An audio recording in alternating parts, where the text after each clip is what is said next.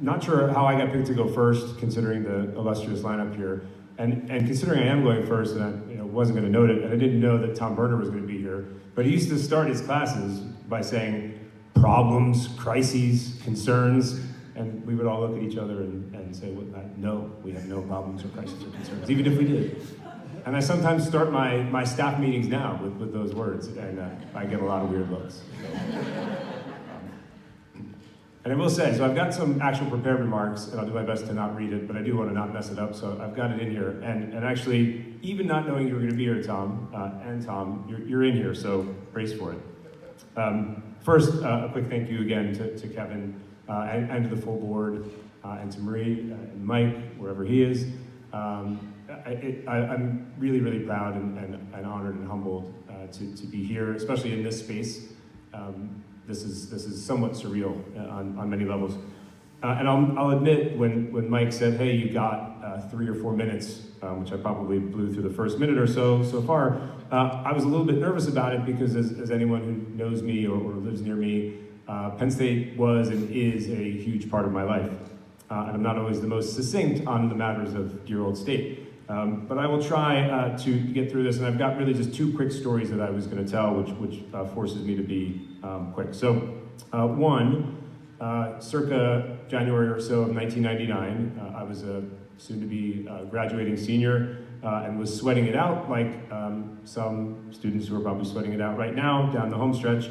And so I decided I would write 30 letters to 30 different alums who were working mostly in the fields of sports journalism.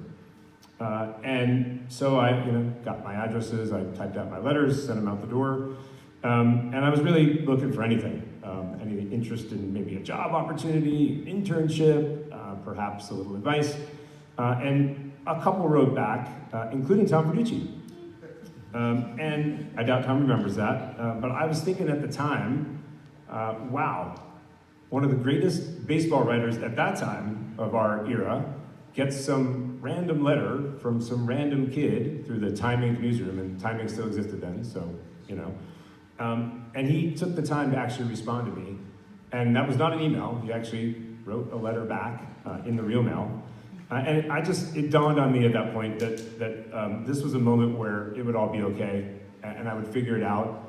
And I knew that this is sort of part of what it means to be part of the Penn State universe and College of Comms, and obviously we weren't Bellisario yet, but that we do things to help each other out, and it meant a lot, and it stuck with me.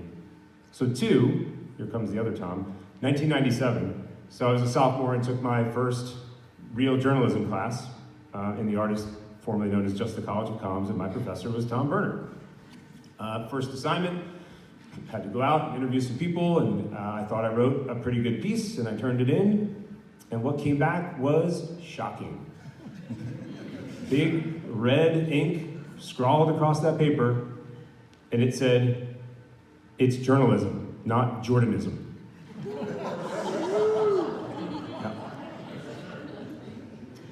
My friends thought that was funny, and I thought I needed a new major. But it did wake me up. I don't know if you realized that or had that effect. The grade that I got for that semester followed up on those similar comments. It was not good. But it definitely taught me that this was not going to be easy. You're going to have to work for it. So fast forward 2 years, I took Professor Berner's feature writing class as a senior, and I was ready for it this time. And so I listened, and all the tips and tricks about how to be a fly on the wall, and how to really listen and use all of your senses, even when you're the one interviewing someone directly. I soaked it up, and the piece that I submitted, which was a feature on Bruce Parkhill, the former basketball coach, I got an A, and I'm more proud of that paper and that grade probably than anything I ever earned at Penn State, because of what it meant. And so I'm 23 years removed from that last Penn State semester, which can show. Kevin wrote 22, that means we got bumped another COVID year. But these lessons and a lot of others really, they remain central to my life. And I'll always support our students and fellow alumni on the job, or if they just want to talk. And I'll always go into projects knowing that nothing's going to be handed to me. You have to earn it. That's really how it should be. And to me, that's what being a Bellisario grad and a Penn Stater really means. We're active, we are thoughtful, We open doors and we close deals for each other, and we're relentless in pursuit of the people and the goals that matter most. So I'm truly grateful for the many opportunities that the Bellisario College of Communications and Penn State have provided for me, and I'm so proud to be able to play just a small role in paying it back by helping fellow alumni every chance I get. So thank you, I'm humbled by the honor.